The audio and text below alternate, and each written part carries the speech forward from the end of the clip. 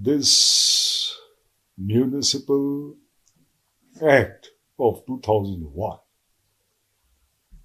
in the context of our elections with the urban local bodies, has not gone down well with our people. Over a period of more than 2 decades, we have confronted different issues and encountered so many unpleasant moments. And we've had to struggle with many circumstances and situations. And in the course of it, you are aware we have lost so much, up to lives of our citizens, destructions of our, so to say, very, very treasured properties, and even up to the extent of a government collapsing because of this particular issue. So successive governments have tried their best to resolve. Excuse me. But finally, this house, this new government have identified that it was not possible as long as we kept that original 2001 Nagaland Municipal Act. So, in trying to find a way out to resolve this, it dawned on the wisdom of the present leadership that we have the means, we have the powers vested in this house ever since the inception of our state, and those powers were vested through the Article 371A as how it has given birth to the state of Nagaland and remains to be a guarantee by the government of India through its constitution. But it has been dormant for so many years, and I must say, after the inception of this house and the state, 6 decades on, today only we have put it into action, tried and tested, and come out successfully by repealing a central act and enacting our own Municipal Act. So it's a turning point in the history of our legislature, and hopefully this will open up the gates and open up our minds to what exactly 371 is, 371A is, and its meaning to the people of our state. So we have extensive space to be explored, which we will do in the course of time. In the recent months, where we were formulating the enactment of this new bill, we have also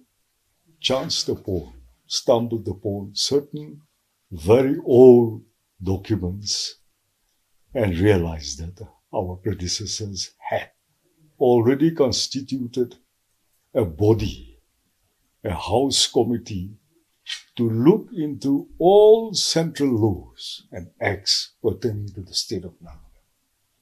So the first generation leaders of our state actually knew why we needed that body, a body to look into the central acts and laws, because we are different. And up to 1972, we were outside of the Home Ministry. We were under the Foreign Affairs Ministry. You call it the external lately, but it was Foreign Affairs. So it is in relevance to such acts which infringes on our rights, which encroach on our rights. That is why they had already constituted a body and it was there, but had remained dormant and inactive, which this time we have discovered, and we will be henceforth activating that body to the fullest. So henceforth, and even with retrospective effects, we will be scrutinizing, studying, analyzing all central laws pertaining to us, our state henceforth. So we hope to check and balance wherever our rights are supposed to be protected, and what step we should take, and what the Assembly should do in that context. So today I especially want to place on record our deepest gratitude to our custodians, the tribal hohos, who had always stood for our traditional, our customary practices and our rights throughout ages. But, and they did oppose the introduction of certain clauses in this time's move also. But it is not to be misunderstood, because they did take that stand in the interest of all of us and the state. So we have no misgivings. Rather, we thank them. But after approaching them, consulting, discussing this matter over and over again, they have come to realize that we need to move along with the rest of the world, and we have come of age where we need to make concessions also. So they have made a very big concession. Rest assured that it will not be misused in any manner, nor abused. We will use this opportunity in the best interest of our state and our future. So we also thank our other civil society organizations, and especially the drafting committee comprised of the Additional Chief Secretary and his subordinate colleagues for extensively reviewing our own 2001 Municipal Act, which has some 281 pages, and they managed to screen out. And after redrafting, it brought it down to about 68 pages effectively. And it is, you have got a copy of it, I believe, 75 pages with an extras. So a lot have been screened out, and they have delved into the matter extensively. And the job of the panel, the select committee, to review, to study the draft. The panel have also extensively discussed on all the points, and some points which we felt would be necessary, 3 or 4 points were added. And that was why today the House had to withdraw briefly the previous introduction and again reintroduce, which we have regulated. Low demands of that. So we have streamlined, and it has been passed. And apprehensions are there from different corners about the Act being exhaustive, but it is not so. We have ample space and room to accommodate so many of the people's desires, or anything which they feel is deficient to be accommodated in due course of time. So with that, we have passed the Act this time. And we hope it goes down well with the people. So, what if it doesn't go down well with the people? I will maintain a very optimistic stand on this, because we have had deliberations, consultations with almost everybody, and they themselves been given enough time, you have seen. But in a democracy, we tolerate expressions, freedom of expression. So some quarters may express certain reservation, but their fears are unfounded. They need not. And in a democracy, the majority will has to prevail. So we will not force or compel anybody to participate as a candidate or as a voter. But we will have to conduct this, and we will appeal to the voters and those interested to participate voluntarily. So, now that the bill has been passed, tomorrow the Supreme Court hearing is slated, I believe. So can we expect the case, to end? Yes. In fact, it is with that hope that we have all this session one day ahead of the session of the hearing.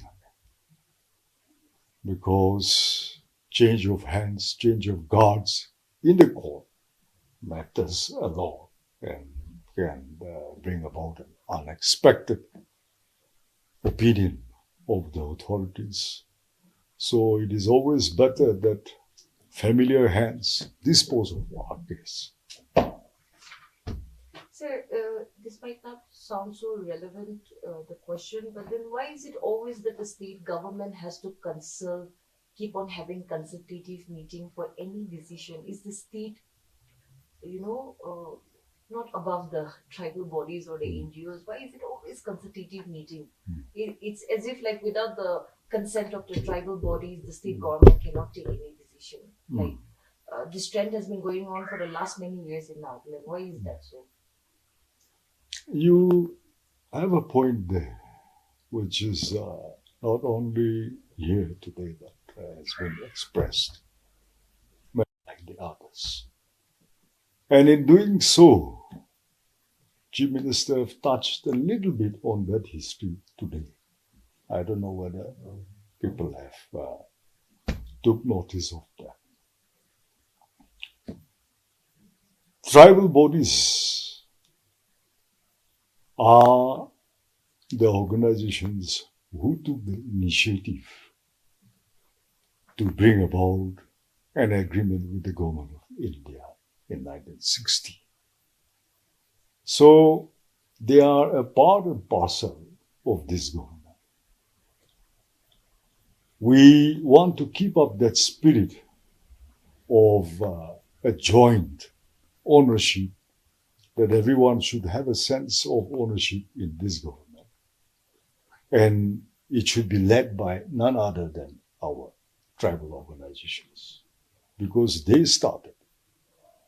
And it is due to their initiative that the state was born. And today too, they hold equal responsibility in the welfare of the people.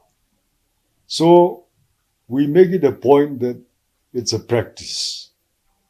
Our society, tribal life, our way of living is such that we have consultations from the village level, every village, for any issue. So even at the state level, the government still wants to practice this because it's our way of life. We are not subject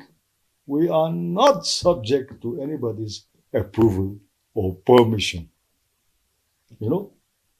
But we do practice these consultative meetings to take along our entire society with us. And more so after having seen what happened in our last attempt to conduct municipal elections.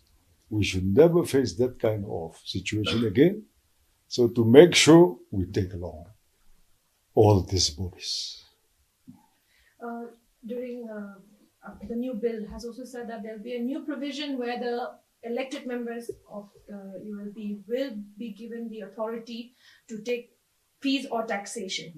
So, but then again, it was also kind of revoked because the people were not happy. That's why the provision came along, according to Chief Minister's speech, ending closing speech today.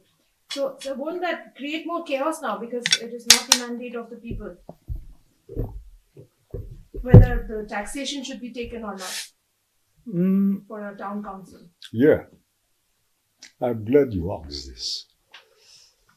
When honorable members themselves are a little cloudy about this, naturally the common man will not grasp it at once.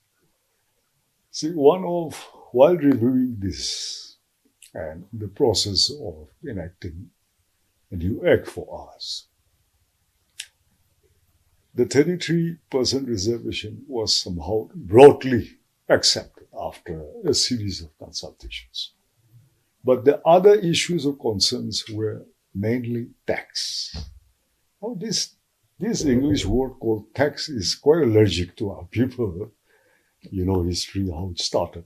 We are not very submissive people, and we act and react even to the British Indian imposition levying tax on us. So it's still there. And generally the citizens, through their different platforms, express that they should not be levied tax on the land and the buildings, which means the immovable properties. So we saw a point in that. Yes, they have a right, which is based on our history, so we will do away with that immovable properties. So we have said it time and again, land and building, we have dropped it. But the rest of the other revenues that the public has to pay in the form of fees, service charges, maintenance charges, those will continue. We have not erased that portion. The different segments, municipalities or the town councils are at liberty to charge make service charges, levy taxes. Now, just for one instance, who will maintain cleanliness in your colony? Who will see that the drains are not clogged? Who will see that the street lights are there? Who will see that proper water service is given to the colony? Safety, whatever. The urban local bodies will take charge of those. Now, from where are they going to pay the laborers, pay for the petrol, diesels of the machineries to move this, whatever? They have to get something from the citizens of that colony, that ward, or in their municipality. So they themselves will have consultative meetings with their ward citizens, their ward publics, and they will discuss this thing. And they will fix the rates themselves also, if they have to. And then the role of the municipal members will be tomorrow only management, supervision, and, to overall manage the entire system there. It will be the citizens, the public, who will come forward to say, you charge us 100 rupees each from each house. But you see that our colony is clean, that our drains are clean, that our stored up heaps of waste are taken and removed. These sort of things will happen. So if the citizens feel that despite all this not being attended to, the civic part of administration is not being attended to, and they don't mind, then it is up to them. They don't have to pay even 25 paisa. Nor the municipalities, town councils did not realize even 1 paisa also. They are elected members, they will sit, they will talk, they will finish their term and they will go. But in the course of all this, I am sure those necessities will arise and they will decide on their own what to do with it. Okay? So there is provision. But the Act today is passed. Now the government will formulate the rules, the regulations. So there is ample chance ample opportunity for the government, the departments also, the public, the citizens also, the other organizations also, to forward their opinion, their suggestions, and which will ultimately form the rules and the regulations. So when can we expect the rules and regulations? Yeah, now it will start. Now it will start, and in the process of formulating this, the department led by the municipal department and the urban development department, they will study the different parts, see the needs, study the suggestions, and they will formulate this rule slowly. So keeping inside ULP, sir, I believe the cabinet had a sitting yesterday to discuss on the ANPO issue. So what is the status? So you gave your word to everybody. Of course. Should we? Or you still want to dwell more on this municipal? One question. Yes. So, in the run-up to the passing of the new bill, were women consulted and taken on board during the consultative meetings? I think they have expressed. Every tribe has a tribal women society of their own. So before they come to the state level with their opinions and suggestions, it is presumed that they have had discussions with their ancillary organizations, their subordinate organizations. So the young men's, the old men's, the men's, the women's, the students, whatever they are supposed to consult, put in their suggestions, the points, and come to the state level consultative meetings. So, looking at things, at no point of time, no tribe's women as such has either verbally or in writing put any complaint to us that their interest has been altered. So I presume everything is in order. But though you have said in a democracy majority prevails, but do you think with the House and then objecting to the decision on 33% reservation, they will allow municipal elections to be held in Northern districts specifically there? And how does the government contemplate to go ahead? Yeah.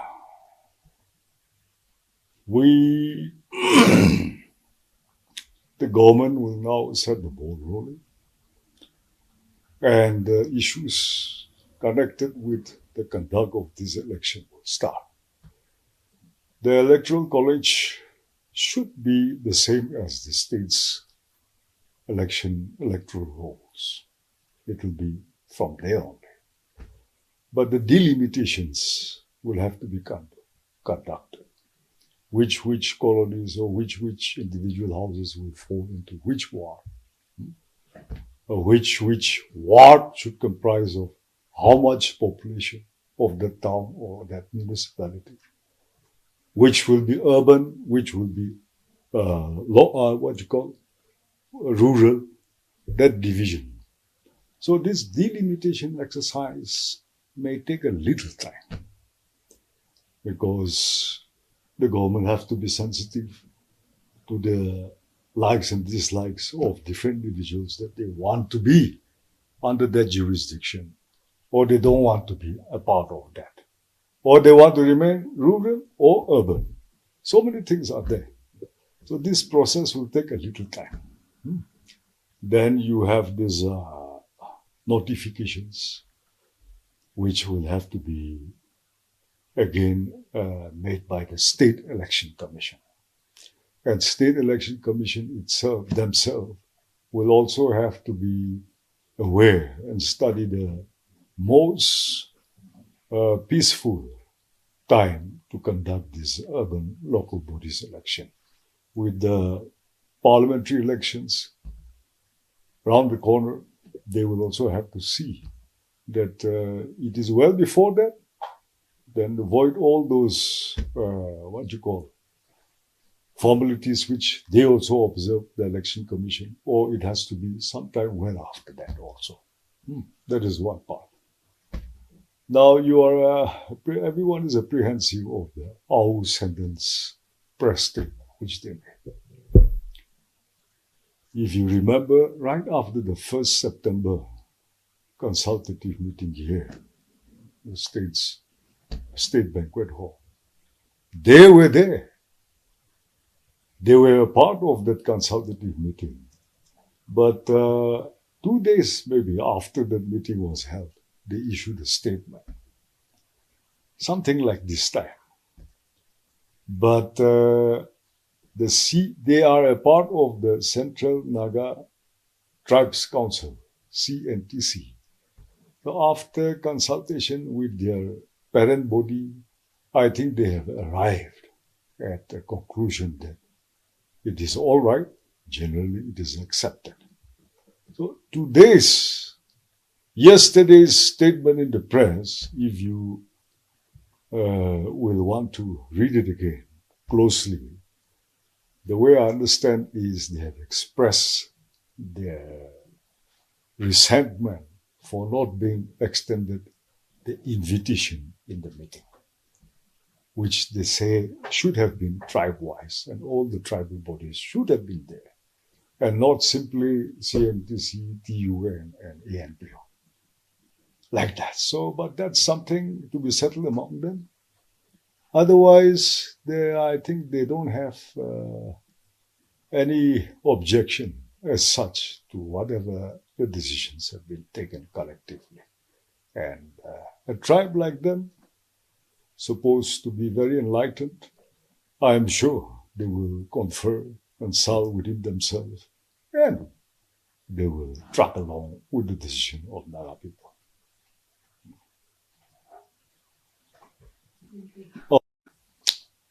After you asked me the other day on the 6th, we had another meeting. Today is 7th morning in Dimapur, early morning. With the ENPO? Yeah. Our Chief Minister's place. Few of us were there. Now, we are very glad to see that the ENPO is approaching the state government for the state's support and in conformity with the state's stand on the issue. There had been no misunderstanding whatsoever ever since this case, ENPO case, was recommended by the state government in 2011, in July 2011. So it is with the state government's full approval and recommendation that this issue, ENPO issue, was taken up by the government of India. So we saw no reason why the ENPO, or for that matter the MHA, the government of India, should avoid the state and the people. The state has never been an obstruction. It has never stood in the way. Rather, it has facilitated by recommending and continuously supporting it for about 12th, now 13th year. But the state was kept in the dark for more than 1 decade. So the question arises from the rest of the Naga people and the state as to why the state does not know the status of the discussions in between the GOI and the ENPO. And if the state does not know, then who else should know? Because every inch of ENPO, the Eastern Nagas, or Western or Southern, belongs to the people and the state of Nagaland. So the people themselves are bona fide citizens of the state of Nagaland. What is happening to them, to their land, to the present or their future, is very much the state government's concern. So the general public started demanding to know what is happening. A new state is to be born, or will it be a union territory, or some kind of another arrangement? So with that growing pressure, the government had to go to Delhi, and straight away we went to the government of India, and we demanded to know what was happening, what's going on, and why it is not being told to us. Then only we came to learn a lot of things, which was good. And we insisted that it should henceforth not be bilateral but trilateral. And the state should become a party in the talk. The state should be consulted also. And then if we arrive at certain decisions, it should be with the full knowledge and consent of the state. That was how and where it was. So the other day, you have been asking me repeatedly. The other day, I think in a long time, or for the first time maybe, I've just come into the government. The ELPO has come to the Chief Minister to seek for his blessings, his continued support, and also to deliberate on what would be the possible final outcome of these dialogues being held between them. So the state as such is still not prepared with an answer immediately as to what it should be. But I think Chief Minister, being a very seasoned politician, he understood the requirements of our people in the eastern sector, which after he expressed, we all also generally agree. It is not, you don't have any political problem. It is not political whatsoever. We are very much part and parcel of this state as people together. And the problems we would identify are more economic in nature. So in certain areas like education, you lack the eastern side. In infrastructure, development also, certain things lack. In the medical sector also and health, you lack. And in the state's overall per capita income also, you lack. So like that, those things have to be addressed over and above the reservations that you have. So if those are addressed, then you don't have any other problem. Sir, we will be celebrating our 60 years of statehood on 1st of December. So do you think that Nagas would not, had come to this point had the successive state governments addressed this issue from the beginning? One question is that, and secondly, does the state government concede to the idea of ELPO demanding around 40 plus departments? There is need to give a more concentrated focus in those areas. So the demands put forwards may not be complied in total. But there are good reasons why you are demanding, why the ELPO is demanding. So it can always be reviewed by the government in the talks. And not exactly like that, but something of that nature can always be worked out. It can be trashed out at the government level. In your words, the ELPO has sought the blessing. I would say very bluntly that the MHA, the Government of India and ELPO had been conferring themselves without the state for too long. Had they involved the state right from the beginning, I don't see any reason why it should have taken so much time even. Why does the state not address the grievances of the eastern people, you know, why do they have to go to the MHA? I mean, so much money is being pumped, funds are being pumped from Delhi and Nagaland.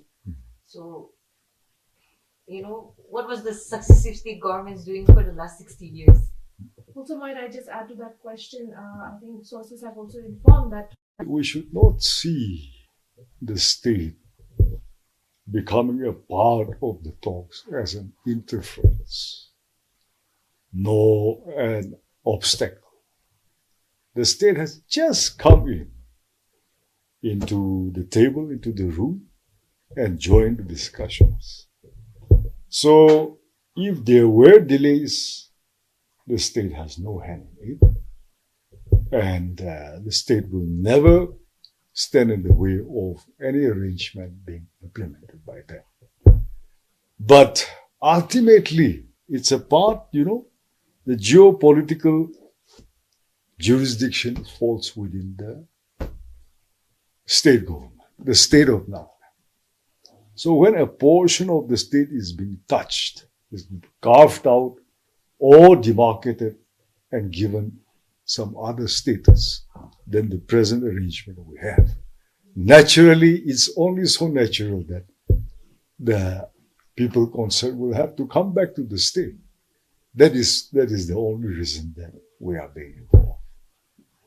So what we are saying now is whatever had transpired between them, maybe the ENPO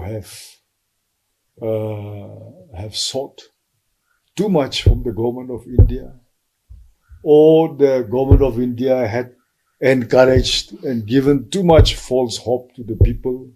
Now, who is to blame between them? We are trying to play the neutralizing role. We are trying to give the healing touch only, and asking both sides to climb down a little bit. They're asking them to take a look again at the surroundings, at the realities, and what is possible on the ground, and not to have too lofty programs. Either of them, both of them. So you say that the state will not stand in the way of any arrangement. So does that mean, like, even if financial autonomy is given to the Eastern Nagaland? Yeah, you were saying about that financial part, and if the previous leaders had addressed this, it would not have reached this stage. I certainly agree with you. So here, when we take a look back and study, maybe the channeling process of the funds meant for the eastern area were a little wrong, a little defective. Because the state, after the state was born, for 10 years only, from 1963 to 73, our present eastern areas were outside of the state government. They had a separate arrangement. But from 1974 onwards, it has been a part and parcel. So this type of difference should not have been there. Because the distribution of funds, if we see, there was no disparity, no bias. It was quite equal. But how, when other areas have utilized it properly, how our eastern areas could not utilize it? So here, what we have identified is that the channeling, streamlining of the flow of funds into our eastern areas, some defects were there. I think many did not reach the places or the purposes for which it was intended, could never be implemented, unfortunately. So we have to study this carefully and plug the loopholes so that it is not repeated in future. But to make up for all those lost time, lost grounds, what the state government would like to propose to the government of India is that an economic package be given for our eastern areas so that they march on the double, speed up to catch up with the rest of the state. Because we see this more as an economic problem. And other things, we are all still one. ENPO leaders have expressed time and again that we are not going anywhere from Nagaland. We are very much Nagas. We are very much a part of this state. We will remain under 371. Huh? Oh yes, we have fought together for this state. The tribal organizations of Chang, Pom was there, Konyak was there, Yimchungur was there. I mean, all our eastern tribal leaders were there when the tribal leaders formed the Naga People's Convention and signed the 16 points agreement. You see the tribal representatives. So this is something we have all gone and asked for together. So we see no reason why we should bifurcate and split up in any manner. So let good sense prevail. Lastly, sir, about the Hornbill Festival. Even though it's been doing the rounds, they have mentioned that they will be having a meeting in this next few days regarding the Hornbill Festival. See, I mean, let us not do like this. It is ours. This whole state belongs to us together. We are all stakeholders. It is theirs as much as it is mine. No? That sense of ownership we should not lose. Why punish our own state government? Why punish our own people? Why isolate ourselves? Why start sulking? No one is against anybody's aspiration for something else also. It will be done with understanding. So I'll request that the legislators from the eastern area, they have said that they will participate. Earlier, because of that unfortunate voting issue, they did not participate. That we all understand. But this time, they have said they will participate. So they must participate. This is not only for the rest of Nagaland. It includes our eastern sides also. And whatever negotiation, dialogue, discussion is there, continue. It's all right. Where is the misunderstanding? Who has ever raised any objection that ENPO should not confer directly with the government of India? Nobody.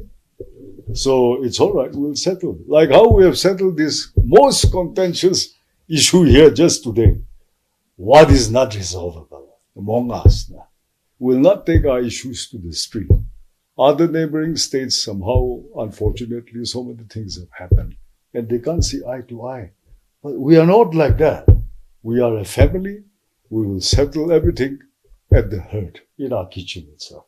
Sir, ENPO abstaining from participating in the Hornbill Festival has not much to do with the demand of statehood, but they have put their grievances forward with the CM also, that the participants, the cultural troops, allocation of funds. So I think they have put forth this with the department also, and I think CM had agreed to, address those grievances which the community faced during the Hornbill, but there were some other tribal bodies from, northeastern who had come in between and then objected to, CM's approval to address those issues. Oh, no. I think this is something brand new to me.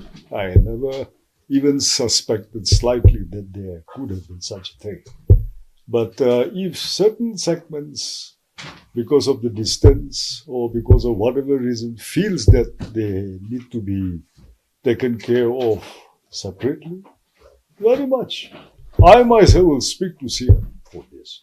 I myself will speak to the Minister of Tourism that whatever you said today is addressed at the earliest. So please tell our brothers and sisters that they must come and participate, be a part of it, especially when it is the 60th year.